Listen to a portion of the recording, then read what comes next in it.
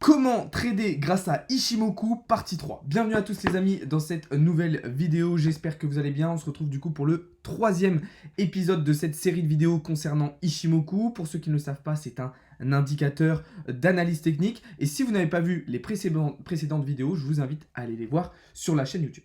Aujourd'hui, dans cet épisode, on va se concentrer sur la Chikou-Span. C'est un indicateur dont on n'a pas encore parlé jusqu'à maintenant dans la série de vidéos, mais qui va être très important. Juste avant ça, je vous invite à vous abonner si ce n'est pas déjà fait, à lâcher un petit like en fin de vidéo si celle-ci vous aura plu, et on va pouvoir commencer tout de suite. N'oubliez pas, s'il y a certains points au cours de la vidéo que vous ne comprenez pas, dites-le moi en commentaire, et comme ça, lors du prochain épisode, j'y reviendrai. Ok, ça me permettra de répondre aux questions de la précédente vidéo, et de refaire le point sur certaines parties qui n'ont pas forcément été assez claires pour vous.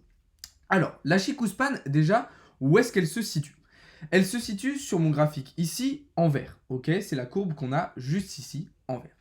Cette courbe verte, alors elle est verte sur mon graphique, mais vous pouvez la mettre de la couleur que vous voulez, on l'appelle aussi la courbe de retardement. Pourquoi? Parce que si vous en rendez bien compte, on voit qu'elle est toujours en retard par rapport au prix. Alors là, je vais vous prendre un graphique un petit peu plus vierge. On voit que par exemple, autant la Kijun et la Tenkan sont au même endroit que le prix, dans le temps, autant la Chikou-Span a toujours du retard. C'est pour la raison pour laquelle on va l'appeler la courbe de retardement, mais aussi la courbe de validation. Vous le verrez tout à l'heure, elle va nous permettre de valider des mouvements. La Chikou-Span, on peut clairement considérer que c'est le filtre, entre guillemets, du système d'Ichimoku. Vous le savez, Ichimoku regroupe un certain nombre d'indicateurs, ok, la Kijun, la Tenkan, le nuage d'Ichimoku, on en a déjà parlé. Et bien la Chikou-Span va servir de filtre un petit peu à tout ça, et d'épurer et d'améliorer la compréhension de tous ces indicateurs. Donc tout signal qui va être donné par le prix, il ne pourra pas être validé si la Chikou-Span ne valide pas de mouvement. Ok, donc c'est un élément ultra important dans Ichimoku. La Chikou-Span, en gros, c'est le reflet des prix en clôture, décalé du coup de 26 périodes en arrière. Ok, on a déjà parlé de ce que c'est une période, je vous en ai parlé dans les vidéos précédentes. Et bien, par exemple, on disait que la Kijun était calculée sur tant de périodes, la Tenkan sur tant de périodes. Et bien, la Chikou-Span, voilà, elle reflète les prix en clôture, mais avec 26 périodes de décalage du coup en arrière. Alors, j'insiste bien sur le terme de clôture, ok, puisque c'est quand le chandelier est clôturé que la Chikou-Span va refléter le prix. Ok, la Chikou-Span ne reflète pas les mèches, mais bien le prix de clôture. Ok, c'est très important. C'est-à-dire que la Chikou-Span, elle va prendre en compte vraiment la bougie en elle-même, par exemple si on regarde ici, mais elle ne va pas prendre ici cette partie de mèche, ok, lorsqu'on est allé chercher par exemple ici les 20 178 $. Alors, la Chikou-Span, c'est un indicateur qui est assez simple à comprendre. Ok, vous allez voir que contrairement aux autres, il n'y a pas 20 000 choses à retenir. Globalement, il y a deux choses très importantes à retenir sur la Chikou-Span. Premièrement, tout, absolument tout, fait obstacle à la Chikou-Span. Ok, et deuxième chose, tout signal qui va être donné par les prix devra être impérativement et obligatoirement validé par la Chikou-Span pour fonctionner. Ok, c'est-à-dire que quand vous faites une analyse grâce à Ichimoku, vous devez absolument regarder si la Chikou-Span a validé votre analyse, a validé le mouvement pour prendre votre position. Ok, dans le cas contraire, ça serait beaucoup trop risqué de prendre la position et de rentrer en trade. Ok, ça c'est très important à retenir. L'autre chose qui va être très importante à retenir, c'est sur les signaux d'achat ou de vente, puisque notre objectif en trading, vous le savez, ça va être de savoir si on doit acheter ou vendre. Ce qu'il faut retenir globalement, dans la plupart du temps, quand la Chikou-Span, elle va venir traverser le prix vers le haut, alors on va pouvoir considérer que c'est un signal d'achat. Ok, quand à l'inverse, la Chikou-Span, elle va venir traverser le prix vers le bas, alors on va pouvoir considérer que c'est un signal de vente. Ok, ça c'est très important à retenir. Alors on verra que des fois, il y a des petites subtilités, des petites exceptions. On y reviendra dans les vidéos, dans les prochains épisodes. Mais globalement, il faut que vous reteniez ça. Ok, alors maintenant, concrètement, comment on va l'utiliser, cette Chikou-Span, puisque c'est quand même ça qu'on veut savoir, de quelle manière on va pouvoir l'utiliser et l'intégrer au sein de notre analyse. Ok, eh bien, on va l'intégrer de manière à ce qu'elle nous valide notre analyse au préalable. Il y a la pluie qui est en train de tomber, j'espère que ça ne va pas vous gêner et que vous allez quand même bien entendre ma voix. Il y a pas mal d'orage en ce moment, je m'excuse pour ceux qui regardent la vidéo, je vais essayer de parler bien distinctement pour que vous puissiez comprendre. Donc là, par exemple, moi, vous voyez sur Bitcoin, j'ai fait une analyse en M15 avec Ichimoku, pas seulement, hein, mais en partie grâce à Ichimoku. Et donc, j'ai identifié ici un premier short, un potentiel double bottom, puis un long pour nous ramener chercher de la liquidité vers le haut. Ok? Donc là, j'ai utilisé le fait qu'on ait cassé le nuage par le bas, qu'on ait été rejeté par le nuage et qu'on soit repassé sous la Kijun. Ok? Mais avant, tout simplement, de prendre cette position, j'ai observé ici la validation de la Chikou-span qui est venue transpercer le prix vers le bas, comme vous le voyez ici, et donc qui a déclenché mon signal de vente. Alors, il était un petit peu plus tard, du coup. Je vais vous le décaler de manière à ce que ce soit précis. Il a été un petit peu plus tard, il a même été ici. Voilà. Donc, j'ai attendu ici que la Chikou-span vienne valider mon analyse et du coup transperce le prix vers le bas, ce qui, comme je vous l'ai dit il y a quelques instants, est un signal de vente, ce qui m'a permis de rentrer en short.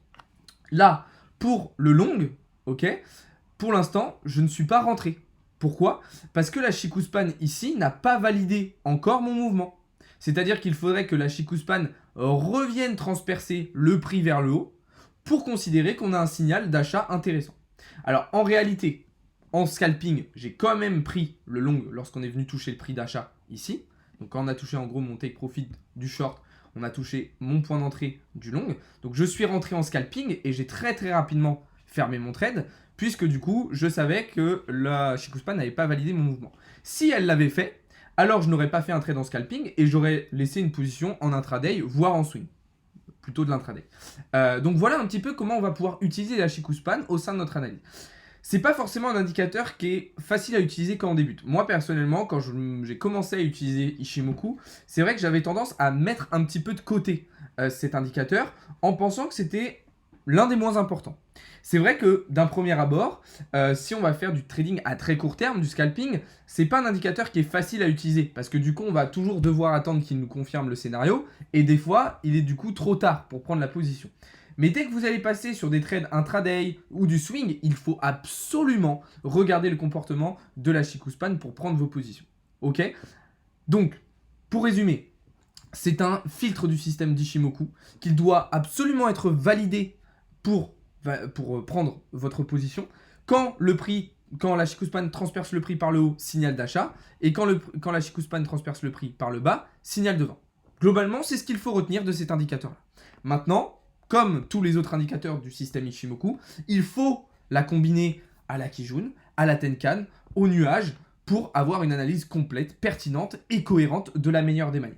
Ok? C'est très important de retenir ça les amis, pour que vous puissiez avoir une analyse la plus complète possible. Alors, encore une fois, et je vais terminer sur cette partie-là, en fonction de votre type d'analyse, là, vous voyez que la manière dont j'ai analysé est à la limite de l'utilisation de la Chikou-span, c'est-à-dire qu'on est presque en fait trop sur du court terme pour pouvoir l'utiliser, puisque du coup ça va nous décaler notre entrée et notre prise de position dans le temps. Si vous commencez à faire vraiment du scalping sur du 5 minutes, pour moi, là l'utilisation de la Chikou-span est beaucoup moins pertinente et surtout beaucoup plus compliquée. Par contre, dès que vous allez passer sur du H1, sur du H4 et voilà toutes les autres unités de temps supérieures, alors là c'est vraiment ultra important de regarder ce que va nous faire la Chikou-span. Ok?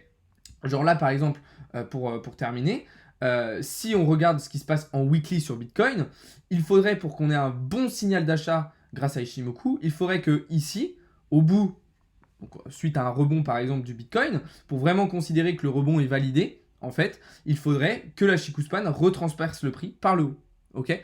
En fait, ça va nous permettre vraiment de valider des signaux, qu'ils soient d'achat ou de vente. C'est-à-dire que oui, on peut avoir par exemple ici un rebond sur Bitcoin.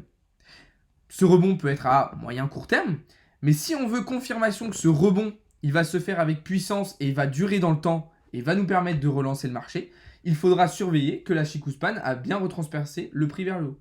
C'est-à-dire que là, on peut très bien effectivement avoir un rebond, imaginons sur Bitcoin, qui remonterait ici. Mais si en remontant ici, la Chikou-span n'est pas repassée au-dessus du prix, alors il y aura de grosses probabilités que le prix reparte vers le bas par la suite. Et c'est pour ça que, en tout cas c'est en partie pour ça, que je considère que voilà, le prix a de grosses probabilités, en ce moment sur Bitcoin, de venir chercher le support 0,5 de Fibonacci en direction des 17 000 $. Voilà un petit peu ce qu'on pouvait dire sur la Chikou-span. C'était la troisième partie de la série sur Ishimoku. Il y aura une quatrième et probablement dernière partie. N'hésitez pas, comme je vous le disais, à poser vos questions en commentaire s'il y a certaines parties, s'il y a certains points que vous n'avez pas bien compris. Ça me permettra d'y revenir dans la prochaine vidéo. Sur ce, je vous invite à vous abonner, à lâcher un petit like si la vidéo vous a plu. Évidemment, à rejoindre le serveur Discord puisque c'est là-bas que tout se passe. Et moi, je vais vous souhaiter à toutes et à tous une très très bonne soirée. On se retrouve dès demain matin pour davantage de contenu et davantage d'analyse. Bonne soirée à tous les amis, c'était Alex de Crypto Learning.